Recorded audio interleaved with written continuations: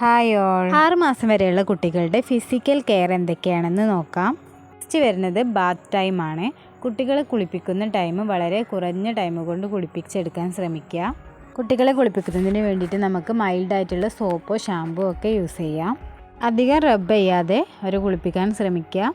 കുളിച്ച് കഴിഞ്ഞ ഉടനെ കോട്ടൻ്റെ ടവൽ വെച്ച് നന്നായി തുടച്ചു കൊടുക്കുക. അടുത്ത ടിപ്പ് വരുന്നത് ഡയപ്പർ ഉപയോഗിക്കുന്ന കുട്ടികളാണെങ്കിൽ കറക്റ്റ് ടൈമിൽ അത് ചേഞ്ച് ചെയ്ത് കൊടുക്കാൻ മറക്കാതിരിക്കുക. ഇപ്പോൾ ക്ലോത്ത് ഡയപ്പറും അവൈലബിൾ ആണ്, അപ്പോൾ കൂടുതൽ അത് യൂസ് ചെയ്യാനായിട്ട് ശ്രമിക്കുക. ഡയപ്പർ യൂസ് ചെയ്യുന്ന കുട്ടികളിൽ എന്തെങ്കിലും ഇറിറ്റേഷനോ റാഷസോ ഒക്കെ വരികയാണെങ്കിൽ അതിനുള്ള റാഷ് ക്രീമൊക്കെ അവർക്ക് യൂസ് ചെയ്ത് കൊടുക്കുക.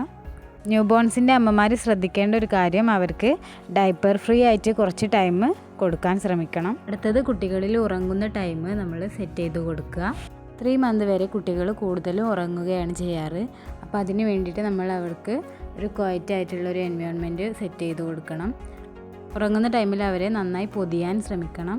ചില കുട്ടികൾ കുളിച്ച് കഴിഞ്ഞൊക്കെ കുറച്ച് ടൈം ഉറങ്ങുന്നവരാകും. അപ്പോൾ അതൊക്കെ നമ്മൾ അവരുടെ സ്ലീപ്പിംഗ് റുട്ടീനെ നമ്മളൊന്ന് സെറ്റ് ചെയ്തെടുക്കണം. അടുത്തത് കുട്ടികളെ ബ്രസ്റ്റ് ഫീഡ് ചെയ്യിപ്പിക്കുക. 6 മാസം വരെയുള്ള കുട്ടികളാണെങ്കിൽ അവർക്ക് കൂടുതലും ബ്രസ്റ്റ് ഫീഡിങ് ചെയ്യാനായിട്ട് ശ്രദ്ധിക്കുക.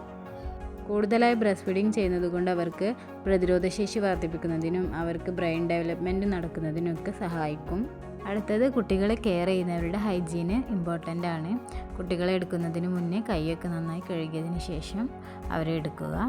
അപ്പോൾ ഇത്രയുള്ളൂ ഇന്നത്തെ വീഡിയോ. Thanks for watching.